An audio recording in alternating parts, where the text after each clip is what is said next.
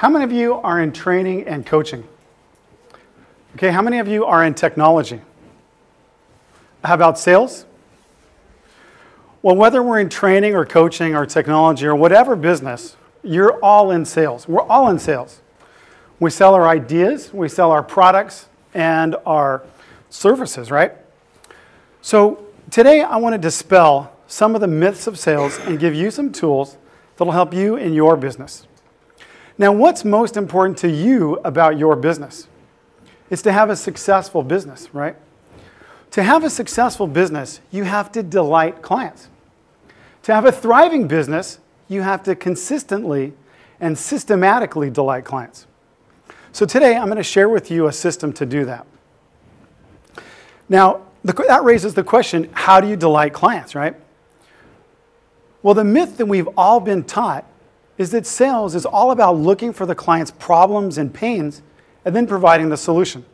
How many of you have been taught that in sales, right? It makes sense. We've all used it, but it's not enough. First of all, if the customer has a pain or a problem, what solution will they look for? Pain reliever, right? How many pain relievers are there on the market? When you go to the grocery store or the drugstore, there's an entire wall of pain relievers. You're just one of 100 solutions. You're a commodity. How does the customer choose from so many solutions, right? It's bewildering. Well, we all know the game. Price is number one, right? Let's see, 2 for 1, half off, free, the best brand, the biggest box. It goes on and on and on, right? That's a tough game to win. Only the biggest brands with the lowest price win that game. So the question is then, how do you delight clients? How do you go beyond that? How do you endear them to you for the long term? You become a change leader. You help them make the changes that achieve their goals. Let me tell you about a change leader that helped me achieve my goal. Have any of you ever thought about writing a book or have written a book? We all have, right? Several years ago, I wanted to write a book. I really, really wanted to write a book. We all have heard how important it can be to our business. I even left my job so I could focus on it. The only thing is, I had a big problem. I didn't know where to start. I didn't know how to write a book. So I needed a solution. I was definitely in pain. A friend of mine had referred me to a book publishing coach. Now, I remember, just like it was yesterday, the day that I called the book publishing coach. It was a hot summer day. I was sitting in my backyard under the sun. And if any of you have been to Seattle, you know that's a memorable day when there's sun in Seattle. It was August 8th, 2008. And when a client calls you asking for help, what's the first thing on your mind? How do I get hired, right? In that moment, you're a salesperson. In that moment, that coach was selling me. But what was he selling me? He has a 10-step system. He calls it his bestseller publishing system, in a big 3-inch binder. But instead of selling me his system, he said, Brett, you want to have books by Christmas or by the beginning of December, actually, so you can send them to clients for the holidays. So you'll need to have your book finished by October 1. Sound good? Now, I had always thought that writing a book would take a couple of years, right? I mean, we've heard how arduous it is. So I said, okay, 2009 or 2010? He said, no, I mean 3 months from now. I thought, I can't believe it. You mean I could have a book in 3 months, not 3 years, in my hands for the holidays to send to my clients? Needless to say, I couldn't wait to get started, and I hired him. Instead of selling me his 10-step system, he sold me my goal. So sure enough, a couple of days later, I got that big 3-inch binder in the mail, and I said, oh my gosh, what am I going to do with this? I still don't know where to start. But he put a plan in place, and we talked every other day. Every time we talked, he would take me to the next step. And he kept me very focused on the task. And now he said, Brett, don't worry about making it perfect. You can do version 2 and version 3 next time. Just get version 1 done. Petra, you can relate to this. Yeah. So sure enough, 3 months went by. Sure enough, I had this book in my hands. I had achieved my goal. This might be the biggest achievement of my life to do that in 3 months. Now, the only thing is that in 2008, depending on who you talk to, about 500,000 other people had achieved the same goal. So I was still a bit of a commodity. So I looked at my book and I said, okay, not bad for a first try. I can do better. I'm going to try to do a world-class book this time. So I immediately started writing my second book. Now, if you can imagine, 3 months earlier, I didn't have a clue, I didn't know where to start. And with this coach's help, I was already writing my second book. This book is my second book. And it's actually far exceeded my expectations. It's hard to comprehend. It's actually won 8 awards. It was named the Book of the Year 2010 in business, along with a bunch of other awards, best sales book of 2010. And a couple of weeks ago, it won the award for Best Sales Book of 2011. And I received this medal in the mail. Well, thank you. Thank you, Doug. Appreciate the support back there. So how do you think I feel about the coach that helped me do all of that? Am I relieved that he solved my problem, my pain of not knowing what to do? Did he sell me his system? Did he say, Brett, your 3-inch binder with my 10-step bestseller publishing system's in the mail. Good luck with that book. Let me know how it goes. No, he didn't do that. He went beyond that. He helped me achieve my goal. And he even helped me go beyond that. He helped me exceed my own expectations of what I thought was possible. So could I get a volunteer, perhaps? Jeffrey from Connecticut. Jeffrey is your client. Welcome to your new client here. You already got the deal. Jeffrey, congratulations. You have achieved your goal. Now, how does your client feel? Is he a satisfied customer? You're already ahead of me. Good job. Is he a happy customer? No, he's delighted. When I had received the news, it was late at night, that I had won the best business book of 2010, I was stoked. I was doing fist pumps, right? I was doing the chicken walk like this. My wife was saying, Brett, you're going to wake up the kids. Exactly. I said, so what? Yes, this only happens one time in my life. I'm delighted. I'm a delighted client. So how do I feel about that coach that helped me do that?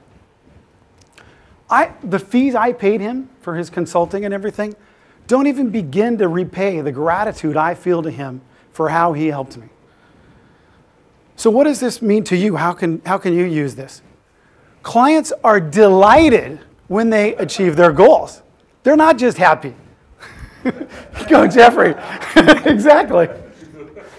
So when you help your clients achieve their goals, they'll be delighted, and you won't be calling them. They'll be calling you, standing in line to get on your calendar, right? So do you delight your clients? I told you I would give you a system for delighting clients repeatedly and systematically.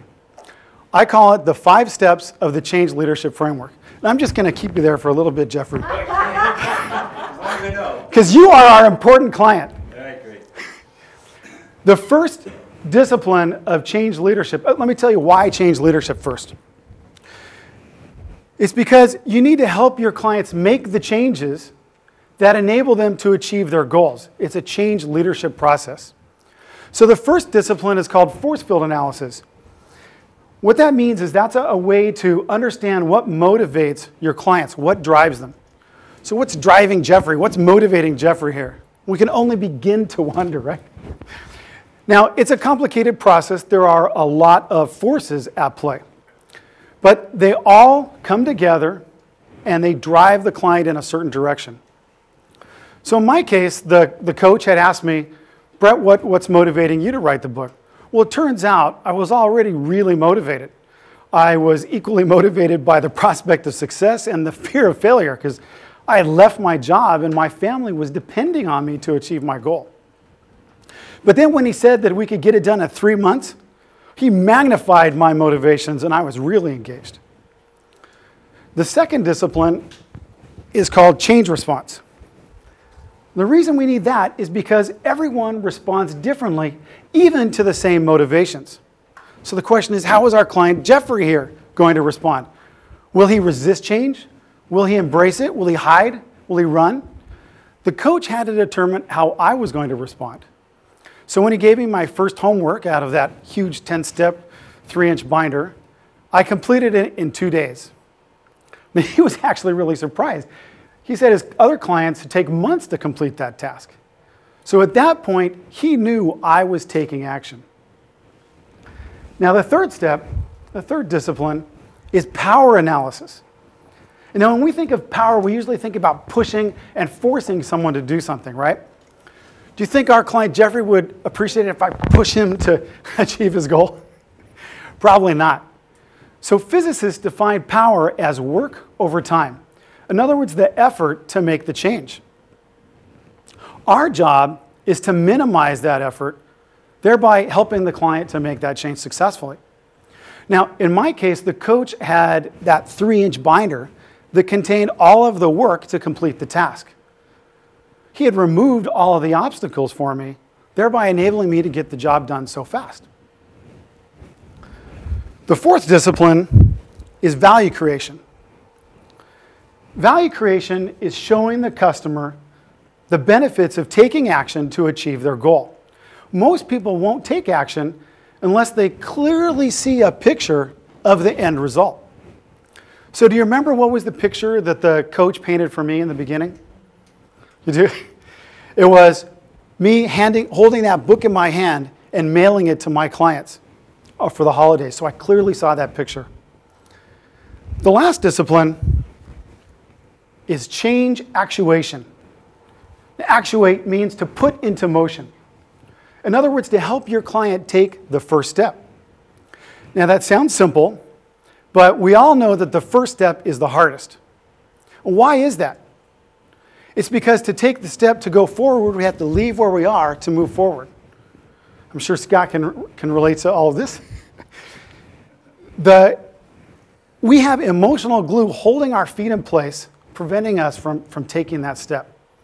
So in my case, though, I had actually taken the huge step of leaving my job to go pursue being an author. Now, your clients may not be making such huge changes, but the process is still the same. Most people need outside help to unstick themselves. And this really gets to the full power of this change leadership idea and change leadership framework, and why I'm so passionate about the whole thing. Because when you've helped the client unstick themselves, you've helped them do something they could not do on their own without your help. You've helped them achieve their goal. Now at that point, are you a commodity? Far from it, right? You are instrumental to their success. Remember the myth of sales is that you create the most value by helping clients solve their problems and pains. But the truth is that pain relievers only provide relief, not happiness. Now, it's true, problems do exist. Look at Jeffrey, he's already getting a crick in his neck from standing there so long. But look beyond those problems. Look for the motivations that are driving their actions. Harness your clients' motivations to achieve their goals. Put the ribbon around their neck, and they'll be doing the chicken dance. They'll be delighted. Clients are delighted when they achieve their goals. That's the secret. That's how you do it. So be a change leader. Learn the 5 disciplines of change leadership to help your clients and to help them systematically and consistently achieve their goals. They'll be delighted, and they'll be standing in line to give you their business. Thank you.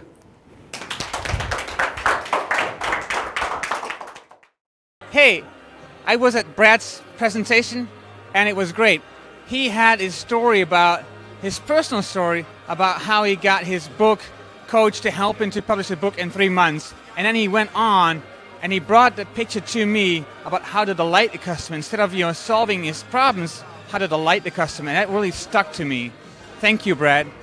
Brad did a wonderful job on his presentation, Learn to Sell Change, which goes even beyond the problems you normally have to solve for companies. So he takes it one step beyond that and makes companies ready for the future. So that was a great thing. So if you weren't there, if you missed it, you missed Brett in action, and it was amazing. I mean, the one thing that I know is that when you have Brett, you've got yourself a powerhouse of thought, thinking, and just some big sales stuff all together. Hi, Robert Benninger here from Amsterdam, the Netherlands. At the Global Speakers Summit here in Noordwijk, I had the pleasure to listen to Brad Clay. In a very concise and practical way, he shared with us his 5 critical steps and approaches to change management, how to make that leadership better from a structural perspective and a cultural perspective, from a rational, if you will, and from an emotional perspective. It was concise but clear where one to go, and I'm sure a lot of people, and maybe especially you, can benefit from his approach. It was a great pleasure to see Brad Clay at work, and I truly support his work.